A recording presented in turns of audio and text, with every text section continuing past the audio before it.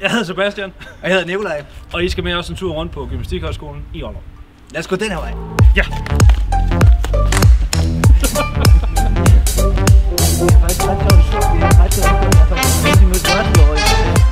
Velkommen til stadion. Vi er lige gået over på den anden side af vejen nu, og det her det er faktisk også vores lækre lille boldplads. Hvis man kigger rundt omkring, så kan man se, at der står sådan nogle fantastiske forhindringer. Og det blev bygget, fordi at vi kunne tænke os at tilbyde et nyt valgfag, der hedder OCR-løb. Obstacle Course Race Running. OCR. Det er faktisk et ret fedt, det er et fedt sted. Kom, vi skal videre!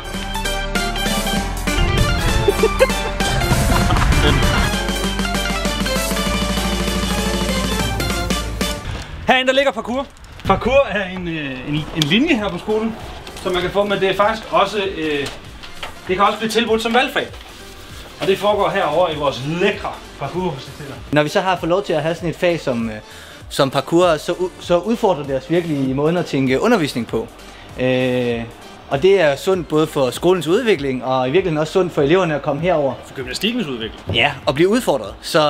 Så dem, der er de bedste nede i springcenteret, det er typisk ikke altid dem, der er de bedste, når de så kommer i parkour. Og det skaber sådan en god relation på tværs af eleverne. At man får lov til at vise, hvad man er dygtig til, og hvad man ikke er så dygtig til. Kom, vi skal ned! Vi skal indenfor nu, ind på skolen, og lige nu er reglerne sådan, at vi skal have mundbind på derinde. Så det gør vi. Når vi stopper op og starter ind, så tager vi mundbinden af igen, så I kan være med igen. Ja. Det her det er så vores fitnesslokale. Vi har en linje, der hedder Sundhed og Fitness. Hvis man tager Sundhed og Fitness, så har man mulighed for faktisk at tage en personlig træneruddannelse. Hvilket også er noget af det, som mange af dem, der er på den linje, går rigtig meget op i. Og det gør selvfølgelig, at de kan forstærke deres CV og sådan noget. De kan forstærke deres CV, men der er rigtig meget god teori blandet med praksis i virkeligheden. Så det er jo ikke kun, at man skal ind og løfte tungt, det er også at lære om træningslæren omkring, hvorfor gør man, som man gør. Det er den ene ting, altså faget hedder jo også sundhed og fitness. Altså, så det er jo klart, at der er fitnesstræning, som man kender det og har idé om, hvordan det fungerer. Og så er der også den her sundhedsdel, som handler om, hvorfor træner vi, som vi træner, og hvorfor giver det mening at træne, som vi gør, hvorfor gør det måske ikke. Ja. Det her med at løfte vægte, det er noget af det, som er ved at have sit indtog for alvor på højskolen. Næsten alle linjer gør brug af det nu.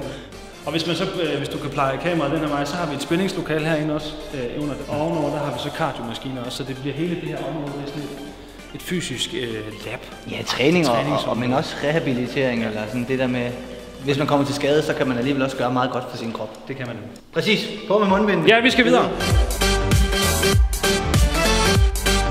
Ja, det her det er jo faktisk et af vores bevægelseslokaler. Vi har jo efterhånden flere, men det er et af dem her, som underviserne nogle gange nyder på grund af lysindfaldet især, at det er et virkelig flot lokale at være i. Det bliver også kaldt akvariet på om sommeren, så bliver det en smule lummer. Det er sådan så, at i efteråret, der sammenlæser rytme og dans, så der ser man det som en linje, og det giver jo så nogle rigtig gode muligheder for, selvom man er på en rytmelinje, at få en danselærer, og selvom man er på en danselinje, at få noget grundrytmisk ind også.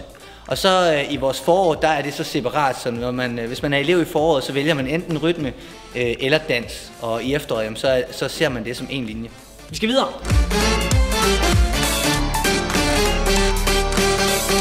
Velkommen til vores springcenter. Det er jo et af de bevægelseslokaler, som vi synes jo er måske det vigtige nummer 1 for os, kan man sige. Her på skolen der har vi 3 forskellige springlinjer, som så har lidt forskellig fokus. Man kan godt forstå nogle gange, hvis det kan være svært for nogle elever, der skal starte og faktisk vælge. Ja. Fordi at hvad er egentlig hvad? Tommy Eriksen måske mere af den kendte danske opvisningsgymnastik. Ja. Og den er kulturborgen.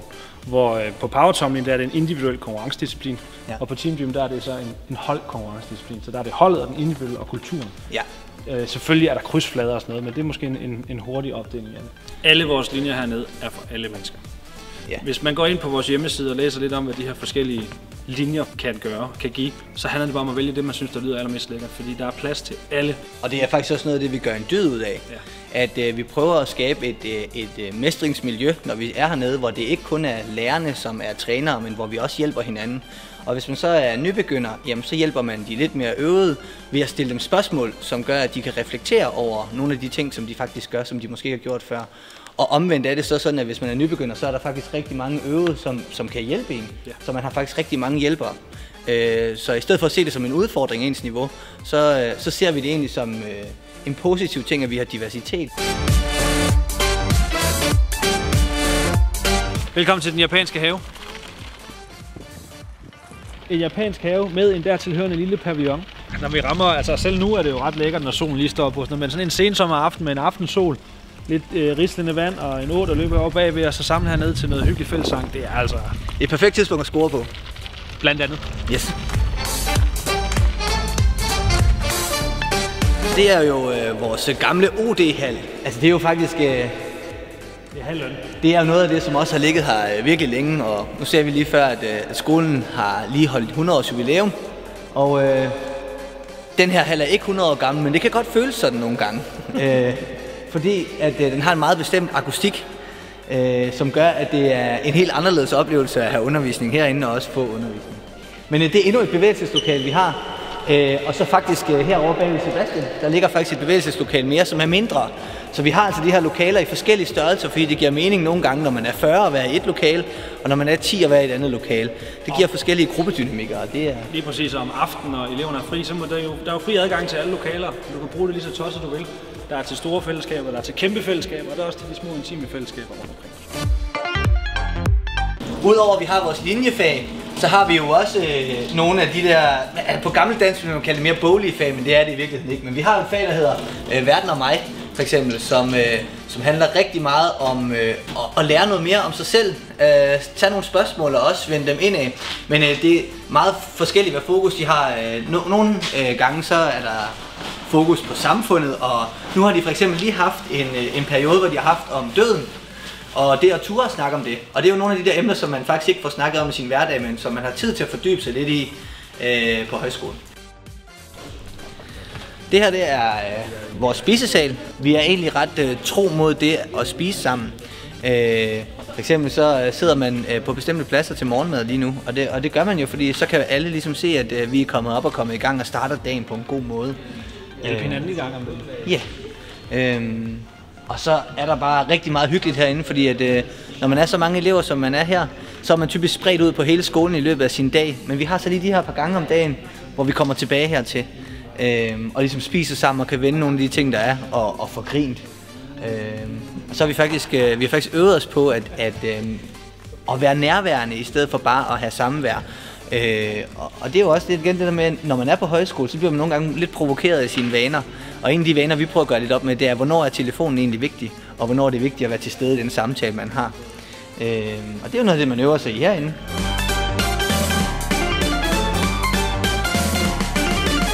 Velkommen til den udendørs pool. Der bliver brugt rigtig mange timer herude, når det bliver lige en smule varmere. Den er lukket hen over vinteren. Ja. Men når vi rammer, maj måned-agtigt, ja, så begynder vi at få renset op i den, og så kan man frit afbenytte på både udendørs og indendørs pool, som vi også har med dertilhørende sauna.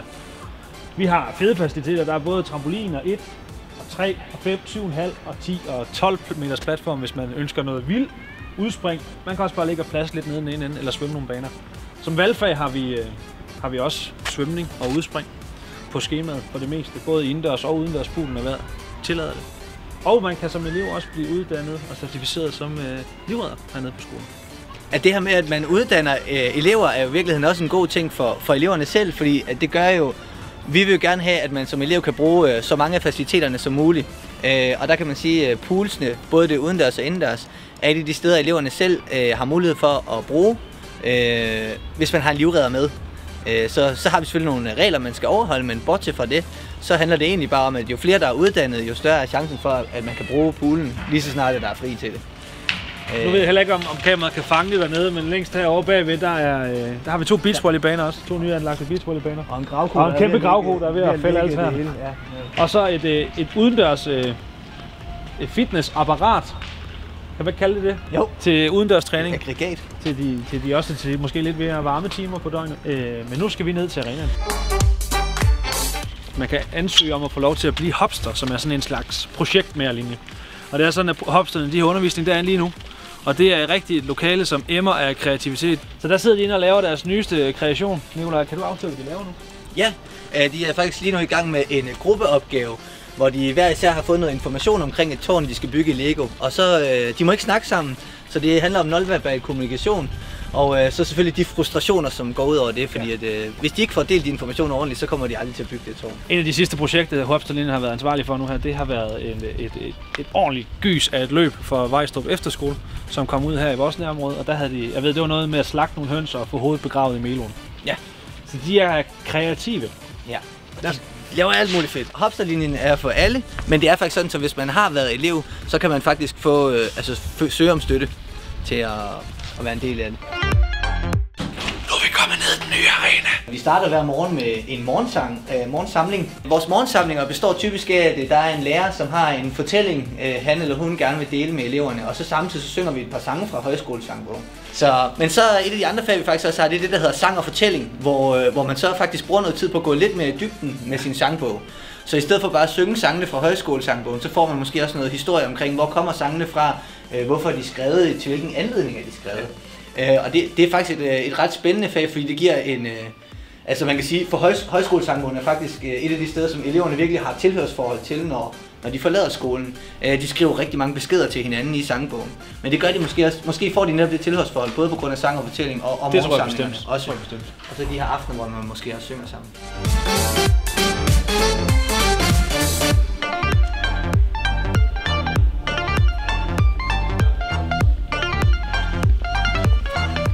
Jamen, nu er vi jo landet nede i det, vi kalder nu for Syd.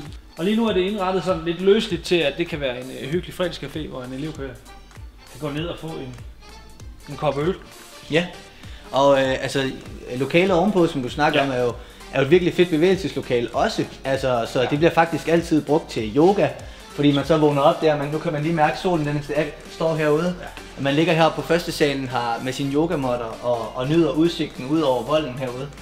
Og så er det faktisk sådan op over første sal, der ligger faktisk en træterrasse, som igen, vi glæder os helt vildt meget stadigvæk, fordi for os er det her også stadigvæk nye lokaler, så vi skal jo vende os til at bruge dem. Men den træterrasse deroppe, den er virkelig fed, når vejret er til det også.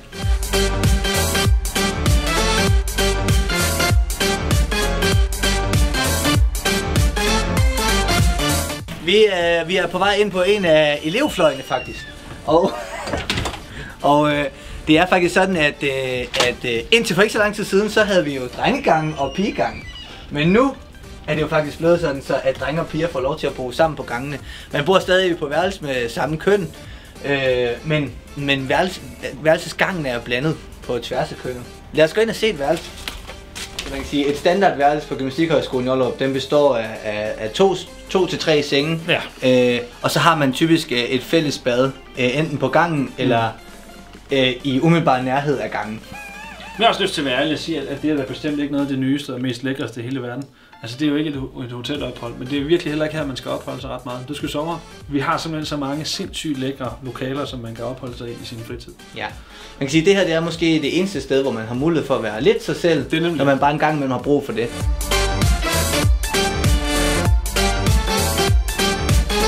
Hej. Yes. Hello. Hello. Og så har vi også det her kodylfede opholdsrum. Opholdsstuen. Elevernes dagligstue. Ja. Og altså jeg tænker i hvert fald tilbage fra min egen side, hvor det her det var virkelig fedt sted at gå hen, hvis man ikke vidste, hvad man skulle lave, fordi vi har 100 millioner fede forskellige spil, både kortspil og brætspil og alt muligt. Og det er jo faktisk noget af det, som vi virkelig ynder at spille. Altså det er noget, man altid skal være fælles om. Også på tværs af kultur og sprog og alt muligt. Men det er virkelig et fedt. Men også hvis man går rundt og tuller lidt rundt på skolen og kan ikke forstå, hvor folk er henne, så vil der altid være nogen herinde i det her opholdsstue, som lige har fået en pakke fra deres forældre. Jeg tror, det er en adventskalender fra Tyskland af. Der foregår lidt guitarspil. Der er altid liv herinde i opholdsstuen. Ja. Vi har faktisk et mega fedt fag, som hedder Art of Sharing, hvor det er en gang om ugen, hvor eleverne de har mulighed for at give noget til hinanden. Så det kan for eksempel være, hvis Sebastian han er rigtig god til at spille guitar, så siger han, jeg vil gerne give en undervisningstime i guitar, og så har eleverne mulighed for at melde sig på. Og der er altså rigtig mange sjove påfund. Der har været alt fra Art of Sharing, hvor man skulle stable stole oven på hinanden, til faktisk at lære både japansk, koreansk, tysk. Der har været yoga, der har været dans, der har været alverdens ting at tage. Og det er faktisk virkelig fedt, at eleverne også får mulighed for at give til hinanden, og har tiden til det. Så. Nu skal vi videre, dog. Det vi ser her, det er jo faktisk den gamle gymnastiksal. Hvis vi tænker os om at gå igennem vores linjefag, vi har rytme og dans, så har vi jo sundhed og fitness, vi har parkour, så har vi de 3 springlinjer, tumbling X, power tumbling og team gym. Og så har vi faktisk en linje mere, som hedder politi, som jo er en linje, som handler om, at hvis man godt kunne tænke sig at komme ind i politiet, så er det jo en form for forberedelseskursus, hvor man får øvet nogle af de kompetencer, som man skal bruge for at kunne komme til optagelsesprøve. Fysisk træning, men der er også dansk krisehåndtering. Ja. Og de ynder meget at tage på sådan noget, der hedder en prestur. Ja. Hvor de bliver presset til det yderste og stadigvæk spille løs opgaver. Ja. Nu står jeg og fortæller dig, du ved det måske godt. Altså i virkeligheden så handler politi jo også om, at de skal lære sig selv bedre at kende for at finde ud af, hvordan de reagerer i pressesituationer. Og på den måde så bliver de måske bedre forberedt for det. Ja. Og så kan man sige, at det er meget møntet på politi, men i virkeligheden så de kompetencer, som de træner, altså det at blive presset og finde ud af, hvordan man agerer i forskellige situationer, det er jo noget, som vi alle sammen kan bruge. Ja. Så det er jo egentlig en linje, som har mange spændende ting i sig.